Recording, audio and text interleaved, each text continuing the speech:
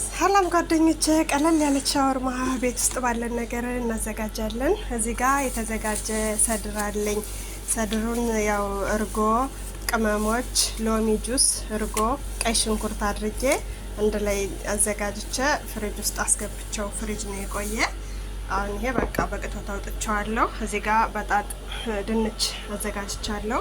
እዚህ ሆብስቶር አለ። አሁን ድንች ልክተፍና እንገናኛለን። ድንችን ይሄው በሚያምር መልኩ ልጆቼ በሚወዱት ስታይል ከትፌዋለሁ። አሁን ምንድነው የምናደርገው? ድንቹን ወደ ጎድጓዳ ዕቃ እንገለብጠውና አሁን የፈላ ውሃ እናደርግበታለን። አንደኛ ሲጠበስ በኋላ ዘይት አይመጥብንም፣ ሁለተኛ ተሎ ይበስልልናል። ከዛ የፈላ ውሃና ጨው እንዲሁም ደግሞ ከል ወይ ደግሞ ምን ነበር አቸቶ እሱን አድርገን ለ10 ደቂቃ ብቻ እናቆየዋለን። አሁን መጥበሻችን አግለናል። የተዘጋጀውን ሰድራችን በመጥበሻ እንጠብሰዋለን።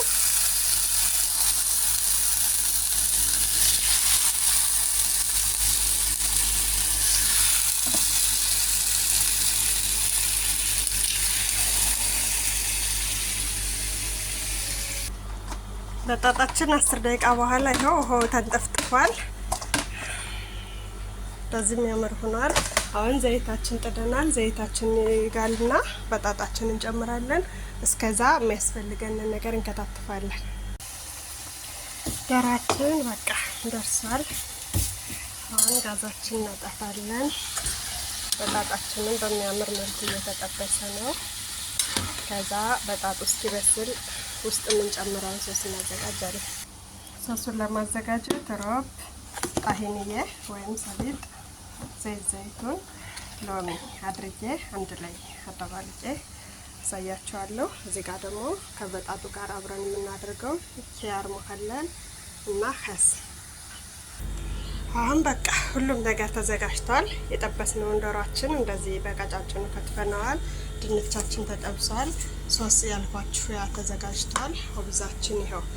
እዛ ምንድነው የምናደርገው? መጀመሪያ ከሶሱ አንዳንድ ማንኪያ አድርገን እንቀባውና ከዛ ስደረድረው እንገናኛለን። አሁን ይኸው ሁሉም ጋር በመስመር ዶሮውን አድርገናል።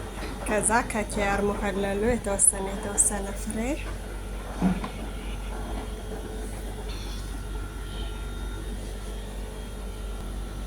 ከዛ ደግሞ ኸስ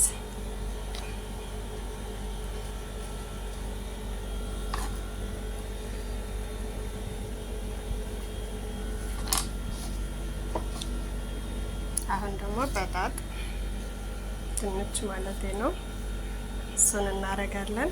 እዚህ በኋላ ግን በአንድ እጅ ለመቅረጽ ስለማይመቸኝ ጠቅልዬ ቶስት አድርጌ ቆራርጬው ለማዕድ ሳቀርበው ነው ማሳያችሁ።